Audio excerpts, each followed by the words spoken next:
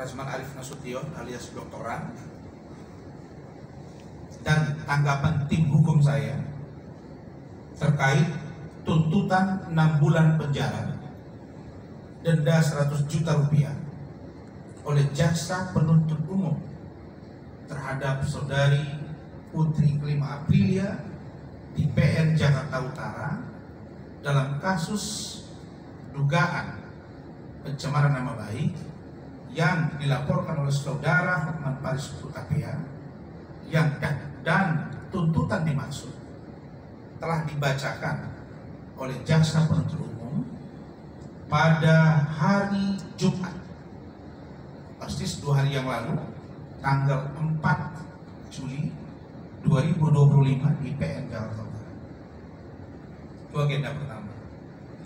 Agenda yang kedua, tanggapan saya, Doktoran, terkait statement saudara Hotman Paris Hutapea di Bareskrim Mabes Polri perihal laporan ex Ketua Pengadilan Negeri Jakarta Utara.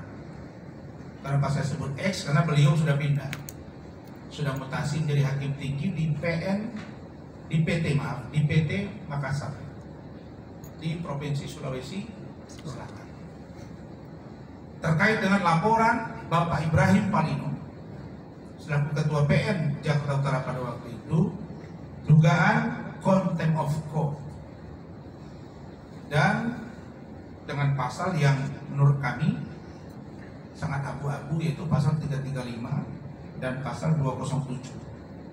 Adapun pasal 217 KUHP sudah tidak masuk lagi di dalam laporan dimaksud. Nanti saya akan berikan tanggapan.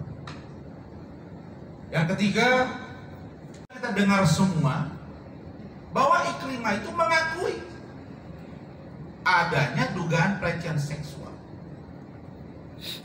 Tetapi anehnya, ketika di Bareskrim Mabes Polri, dia mengatakan tidak pernah menyampaikan ke saya dugaan pelecehan seksual, tidak pernah dia mengalami pelecehan seksual, tidak pernah dia menandatangani kuasa, tidak pernah menandatangani surat pernyataan. Dengan gempuran para tim hukum saya, akhirnya Iklima Hakim buka mulut. Maka dari kebohongan dia yang jelas terungkap di persidangan itu, harusnya Iklima ini dihukum berat. Tetapi kami melihat bahwa dalam konteks ini ternyata Iklima Hakim hanya dituntut 6 bulan penjara, subsidiar 2 bulan, dan atau ganti kerugian 100 juta rupiah, dan masuk dalam tahanan. Kenapa menurut kami ini sangat ringan?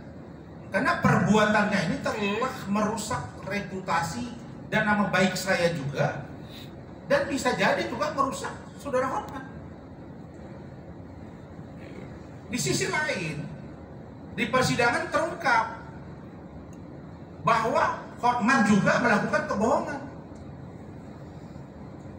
Dia mengatakan selama ini di media dan di mana-mana bahwa Iklima Hakim itu adalah asli, bukan asprinya. Bukan asprinya. Dan Hotman itu mengatakan bahwa jika ada hubungan antara mereka, termasuk misalnya kami menemukan di dalam berita acara pemeriksaan saudara Hotman Paris, yang juga kami konfirmasi di persidangan, bahwa dalam BAP-nya itu Hotman mengatakan bahwa setelah mereka sepakat jadian, pacaran, maka mereka check-in di apartemen Moy, Kelapa Gading, dan di situ Hotman mengatakan bahwa dia sangat kecewa kepada Iklima Hakim karena buah dadanya keras, tidak sesuai dengan aslinya. Jadi ini yang 2 orang ini menurut saya harus mempertanggungjawabkan perbuatannya. Di mana yang saya katakan tidak konsistennya? Iklima Hakim mengatakan bahwa di banyak media setelah dia cabut kuasa dari saya tidak pernah mengaku dilecehkan. Tapi di persidangan dia mengaku dilecehkan. Hotman mengatakan mereka sepakat jadian, pacaran, dan check-in. Iklim Hakim mengatakan bahwa mereka bukan pacaran. Kan begitu kan? Dan tidak suka sama suka. Nah, kemudian dia bilang, saya sudah tuangkan, saya sudah jelaskan semua. Karena dia menangis, tidak mau menceritakan, tapi dia mengakui ada perbuatan pelecehan itu oleh Hotman kepada dia. Maka dia sampaikan pada waktu itu, saya sudah ceritakan semuanya kepada Kementerian PPA. Dan Ibu Ice Margaret Robin selaku asisten deputi pada waktu itu sudah memberikan keterangan di pengadilan yang meringankan saya, membenarkan bahwa benar saya adalah kuasa hukum Iklim Hakim yang datang mendampingi Iklim Hakim, bahwa benar ada 4 kali pelecehan seksual, 2 kali dalam mobil, 1 kali di apartemen, dan 1 kali di klub. Dari keterangan ini maka tidak ada ruang. Benar nggak Pak Oli? Benar. Benar nggak ada dugaan pelecehan seksual itu dalam persidangan? Coba, benar nggak Pak Oli? Benar, Pak. Benar. Ada nggak Kementerian PPA mengatakan ada pelecehan itu? Semua waktu persidangan dari kesaksian dari PPA, Kementerian PPA mengakui semua yang dibicarakan oleh Iklim Hakim saat itu benar adanya. 1 kali di apartemen Moy, betul? Betul. 2 kali di mobil, Benar. 1 kali di klub, di klub. Di klub. Oke. Itu. Jadi dia bercerita membangun seolah-olah dia orang paling bersih. Kau udah kotor.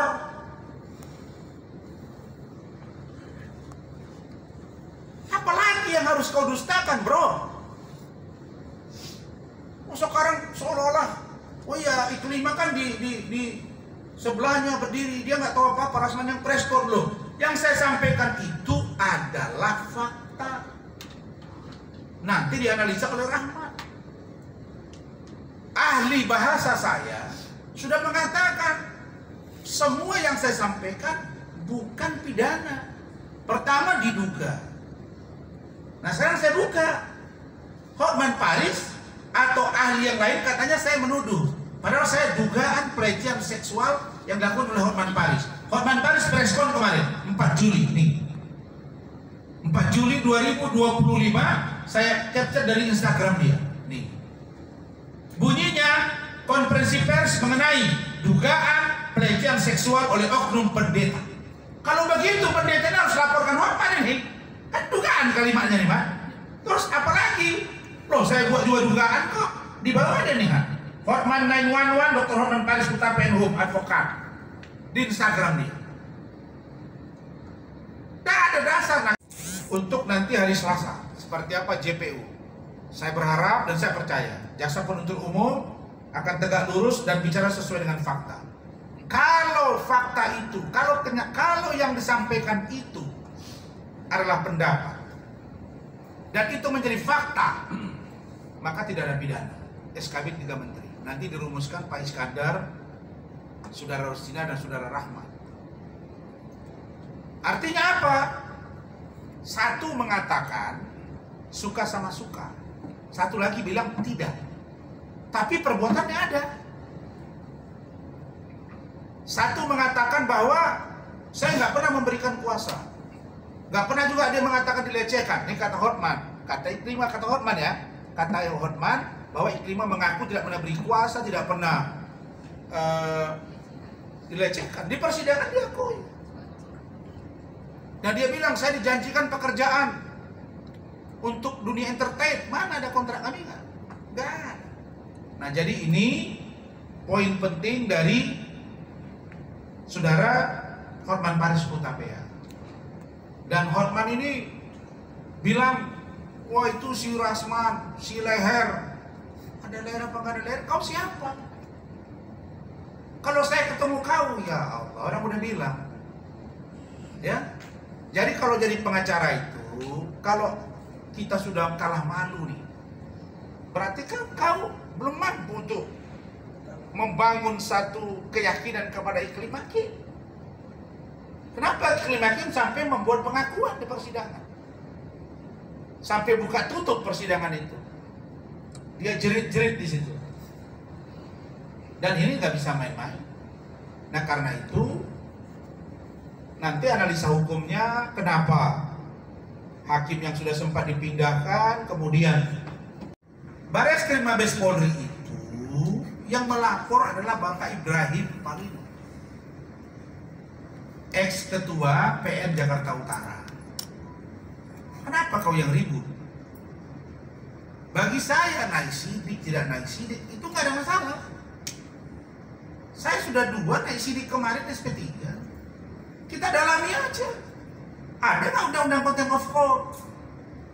Bagaimana cara penerapan pasal 335 yang disebut dengan ancaman dengan kekerasan? Bagaimana dengan pasal 207 penguasa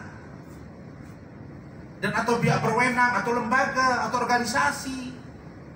Itu didalami, nanti biar ahli yang akan berbicara. Jadi kau udah tahu lemah urusanmu dengan Iklima ini, kau tarik-tarik, makanya juga banyak yang keberatan. Ini orang yang melapor nggak sibuk, kok kau yang sibuk? Saya udah bilang, bawa dia tanding sama saya. Dalam bentuk apapun. Karena itu saya harap kalau ada Bapak Prabowo Subianto, Bapak Prabowo, Bapak Wakil Presiden, Bapak Gibran, Menteri Hukum dan HAM, Pak Sunarto, Ketua Mahkamah Agung, Pak Jaksa Agung, Pak Kapolri. Kita ini lagi menegakkan hukum dengan benar. Jangan ada orang yang semena-mena, yang seolah-olah mempost di Instagramnya bahwa dia paling dekat sama Presiden. Ini berbahaya, karena membangun satu cara agar orang seolah-olah takut atau khawatir kepada dia.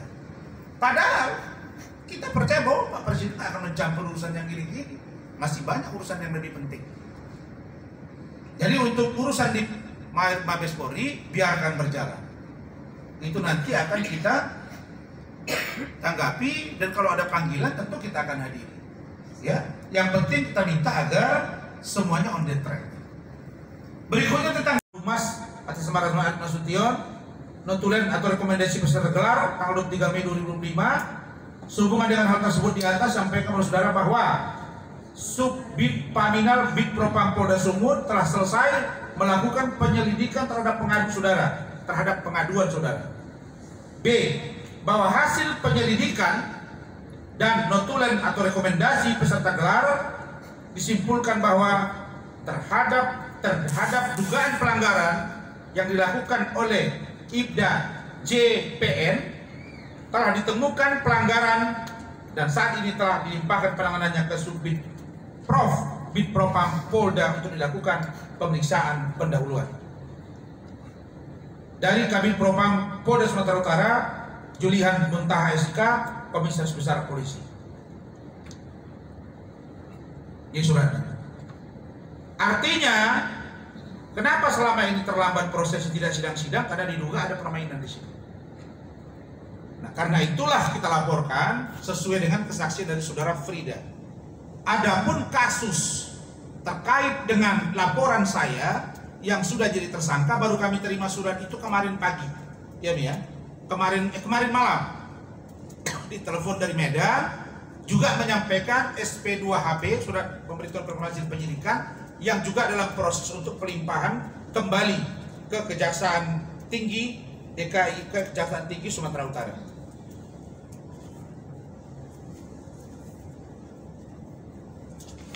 Berikutnya tentang eksepsi di Nikita Mirzani. Kita ada pihak lain. Jadi ada yang datang ke situ yang ciuman lah, yang kemudian cipika-cipiki, memberi sampok dan lain sebagainya. Kalau dari gestur kelihatannya, saya menduga ada pihak lain. Malah kalau saya lihat di media sosial itu heboh, kayaknya salaman dari saudari dokter detektif itu tidak disambut baik oleh NN. Apakah mereka pecah kongsi atau tidak ya saya tidak tahu. Tapi saya mau pesan satu kepada kita, beranilah untuk bersuara. Jangan tanggung deritamu sendiri, Mail juga. Karena apa?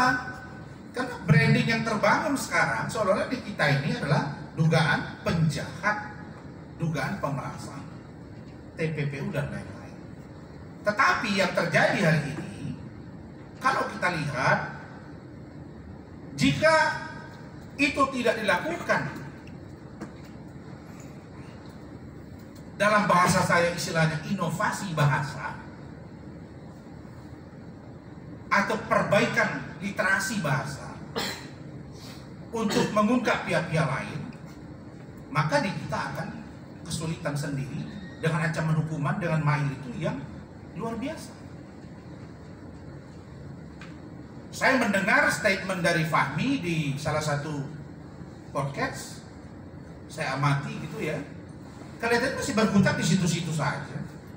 Dan persoalan yang ada sekarang di PN Jakarta Selatan, ada pun gugatan perdata itu gak akan nolong juga.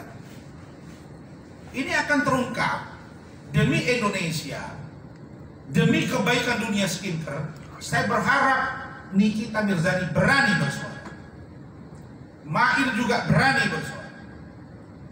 Di sisi lain Reza Gladys juga harus berani bersuara.